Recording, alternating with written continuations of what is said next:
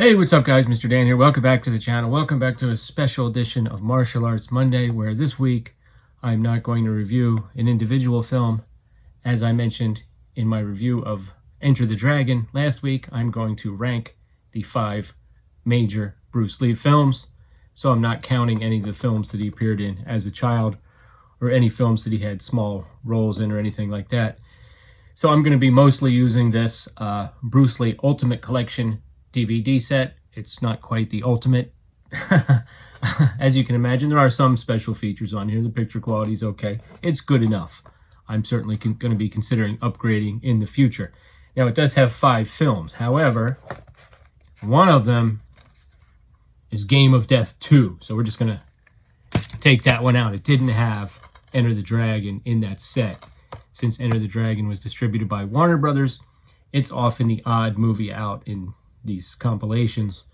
I think there was a recent 4K set that had an Enter the Dragon that was not 4K. It was all 4K except Enter the Dragon, because I guess Warner Brothers was being a pain in the ass about it.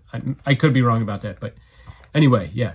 So Game of Death 2 to me doesn't count. I'm going to review it anyway and watch it. I'm sure it's going to have some clips of Bruce Lee, but I mean, I think Game of Death is about 3/4 of a Bruce Lee movie. So if this is 3/4 of a Bruce Lee movie, I don't know what Game of Death is going to be. I'm not going to count it. We're going to start from the bottom, okay? 5th from the bottom is, in fact, Game of Death. What can you say? I think he started to make this, then he made Enter the Dragon, and then he passed away, so then they had to finish this. I reviewed this. My frustration was very evident in that review because of the use of body doubles and so forth. I mean, they did what they could. You know, some sequences they filmed twice. The whole ending sequence, which must have taken a while, they filmed twice. Bruce goes in solo in the version that I think is most popularly known, or the version that was seen theatrically way back when. I remember the ads for this, you know. We kind of got excited about it even though he was gone, you know. Especially like Kareem Abdul-Jabbar was very much in the news. I didn't follow sports at all, but everybody knew who he was in the 70s. So that was big. But then they filmed it with him going in with a couple of his friends, and one of them being James Tien, who was in a few of these films.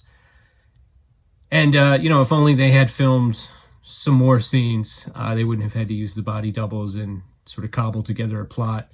And as I said in my review, you know, why not just make it an hour and 30 minutes? If you know what I mean? If you're trying to, why push it past that and go to 146 minutes? It's just some of the scenes were like padded out. So the parts are better than the whole thing, obviously. What a tragedy, though. So that's number 5. Number 4 is actually going to be Way of the Dragon, okay? AKA Return of the Dragon. Some of these films have multiple names, of course. Let's face it, the best part about this is the iconic climax where he fights Chuck Norris in the Coliseum. Fantastic. I mean, the whole movie, you're basically waiting to get there. I mean, it's yet another fish out of water story, as the very sort of quaint and, you know, rustic. Bruce Lee essentially plays a country bumpkin who comes to Italy to help his family run a restaurant, and they're being squeezed by the mob, basically, and he helps them fight back, and that's pretty much the plot. And they have an enforcer named Colt, who's a karate champion. So at the end, he faces off against Colt in the Coliseum, and it's a great fight, and really the highlight of the movie. Great interview with Chuck Norris way back when, much, you know, years after this came out, but, you know, he was recollecting the making of this film with David Letterman on the Letterman show, and he was recounting how, you know, Bruce reached out to him, and he said, "Oh wait, you know, that means you're going to beat me up." And he said, "Oh, okay, it'll be like a back and forth fight for a while. It's not going to be that one-sided." So it's a pretty good fight. And if you want to see a fistful of Chuck Norris hair, that's your movie. So that's number 4. Number 3 may surprise a lot of people. I'm getting mixed up here. Okay. We got Fist of Fury, a.k.a. The Chinese Connection. I like the way they have both names on here because it does get confusing, which we'll get to in a second. Okay. A lot of people probably would have this one maybe 2 or maybe even 1. And I really like it. You know, he basically returns home and gets revenge because his master was murdered. And the bad guys bring in some foreign fighters, is often the case. And, you know, it's solid fight scenes all around. There's a couple scenes where he's obviously flinging a dummy around, not a person, but it's pretty good. I do enjoy it. This one I do remember seeing on TV. The rest of these I didn't really see till later. The next one, so number 2, my second favorite Bruce Lee film. And this film blew me away because I didn't really remember much of this at all when I rewatched it, 6 months ago for the channel. Man, I really enjoyed this film. I think just as a film, even though there's a formula, it just does it the formula right. The Big Boss, a.k.a. Fists of Fury. I have 2 editions of that one to make, you know. We named it Fists of Fury here in the States, and then they came out with Fist of Fury next, and it gets a little confusing. But The Big Boss. Another fish out of water story.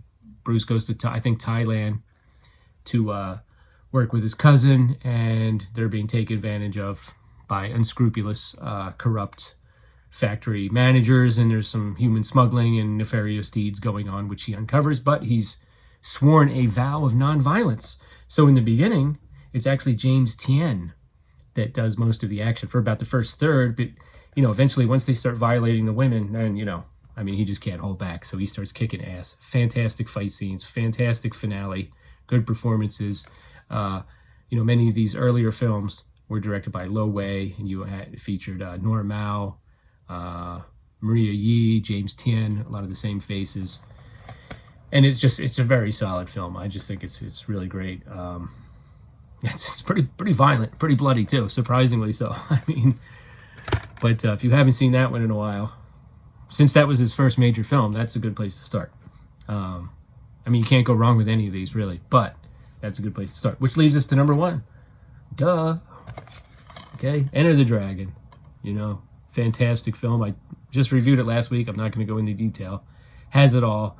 Just propelled Bruce into the stratosphere, and certainly kickstarted Jim Kelly's career.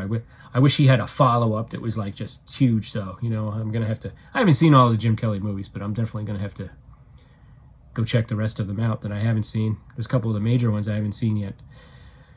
But fantastic cast, fantastic plot, fantastic action all around. What can you say? Now, interestingly enough, in my comments on my Martial Arts Monday review of Enter the Dragon, some people said, hey, it's actually not my favorite Bruce Lee film, because I talked about how James Rolfe on Sin and Massacre said it wasn't his favorite Bruce Lee film, nor his favorite martial arts film.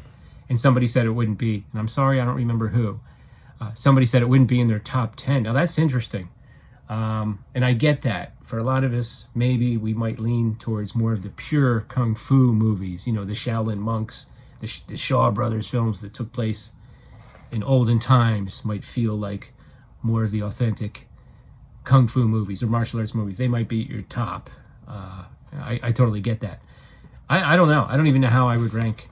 Like, how would I rank this with amongst 36 Chambers of Shaolin and movies like that, the 18 Bronzemen? I don't.